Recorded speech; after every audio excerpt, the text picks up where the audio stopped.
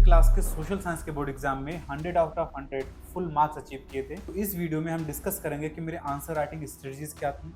अगर आप किसी आंसर के बारे में या फिर किसी लॉन्ग आंसर्स के बारे में अगर श्योर नहीं हो तो उसमें क्या करना चाहिए, इज एनसीईआरटी एनफ और नॉट, और इसके साथ ही सैम्पल पेपर्स का जो रोल होता है उसको डिस्कस करेंगे इस वीडियो में। तो सबसे पहले जो मेरे आंसर लिखने का तरीका था उसको डिस्कस करते हैं। तो social science is not just about कि आप सारे आंसर्स को रट लिए, सारे आंसर्स को मगअप कर लिए एंड देन राइट।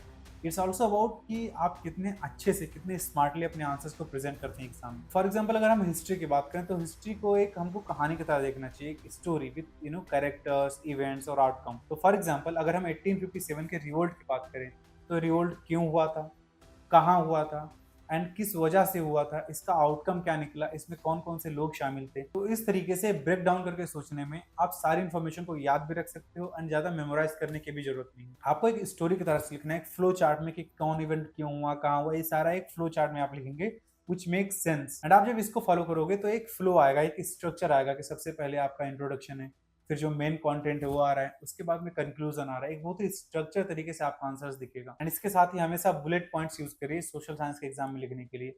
हमेशा bullet points are very important.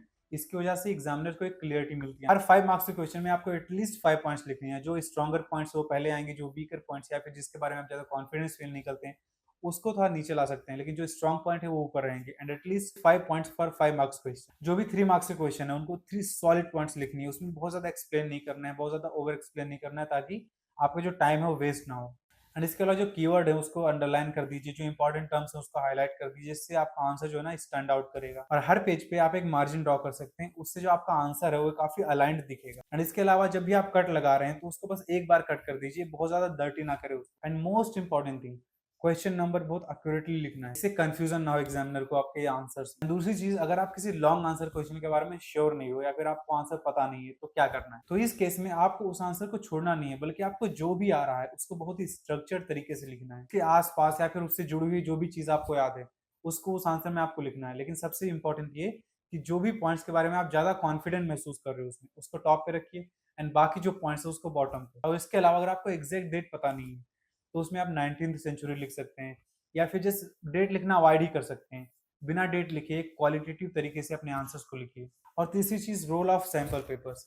अगर मैंने अपने एग्जाम में सबसे अच्छे मार्क्स स्कोर किए थे तो it was because of the sample papers. मैंने बहुत सारे सैंपल पेपर सॉल्व किए थे एंड ये बहुत जरूरी भी है। सैंपल पेपर सॉल्व करने से आपको एग्जाम का पैटर्न पता चलता है, किस तरीके के क्वेश्चन आ रहे हैं वो भी पता चल जाता है। और इसके साथ ही सैंपल पेपर सॉल्व करने से आपका टाइम भी मैनेज हो जाता है, आप टाइम मैनेजमेंट सीख जाते हो अपने फाइनल बोर्ड एग्जाम के लिए। इसके अलावा ऐसे बहुत सारे क्वेश्चन होते हैं जो सैंपल पेपर से रिपीट होकर फाइनल बोर्ड एग्जाम में भी आते हैं, तो वहां पे तो आपको डायरेक्ट बेनिफिट मिलता है। और आप जब भी प्रिपरेशन कर रहे हो सोशल साइंस के एग्जाम की, तो याद रखो कि NCERT is more than enough. You don't have to look at any other resources. NCERT अगर आपने कर लिया तो इस मोर देन एनफ। इसके साथ ही सेक्शन वाइज प्रिपरेशन करना भी काफी इफेक्टिव होता है। फॉर एग्जांपल हिस्ट्री में मैंने 1857 का जो एग्जांपल दिया कि क्या हुआ, कैसे हुआ, एक स्टोरी की तरह से सोचना है। उसी तरीके से जो ज्योग्राफी होता है उसमें आपको विजुअलाइज करना है, आपको चीजों को विजुअलाइज करना है। तो ड्रॉ डायग्राम्स, मैप पे प्रैक्टिस करना, या फिर कुछ लोकेशंस जो होती हैं उन सारी चीजों को आपको विजुअलाइज करके आंसर्स में लिखने पड़ेंगे, तभी आपको याद भी रहेगी वो चीज। जो पॉलिटिकल साइंस में या फिर सिविक्स में जो क्वेश्चंस होते हैं वो बहुत ही कॉन्सेप्चुअल होते हैं। अगर आपको कॉन्सेप्ट्स क्लियर हैं तो उन क्वेश्चन को आप आराम से कर सकते हो। इकोनॉमिक्स में डिफिनेशन, कॉन्सेप्ट्स और उसका रियल वर्ल्ड इंप्लीकेशन क्या है वो ज्यादा इंपॉर्टेंट है। तो ये थी सेक्शन वाइज प्रिपरेशन टिप। इसके अलावा एक बोनस टिप ये है कि सबसे पहले जो ज्यादा मार्क्स के क्वेश्चंस होते हैं, लाइक 5 मार्क्स जो लॉन्ग आंसर क्वेश्चन होते हैं, उनको सबसे पहले मैंने सॉल्व किया, एक पर्टिकुलर टाइम अलॉट करके उनको किया। तो इससे टाइम भी मैनेज हो जाता है एंड जो लॉन्ग आंसर क्वेश्चन होते हैं जिसमें ज्यादा वेटेज होता है मार्क्स का, वो सबसे पहले सॉल्व हो जाते हैं। या so that's all. And I think scoring 100 out of 100 marks in social science is very much possible अगर आपके पास राइट अप्रोच है। आप फोकस करो कि आपके आंसर जो है बहुत क्लियर है, बहुत ही स्ट्रक्चर तरीके से लिखे हुए हैं, बहुत अच्छे तरीके से प्रेजेंट किए गए। And that's all for this video. All the best for your exam.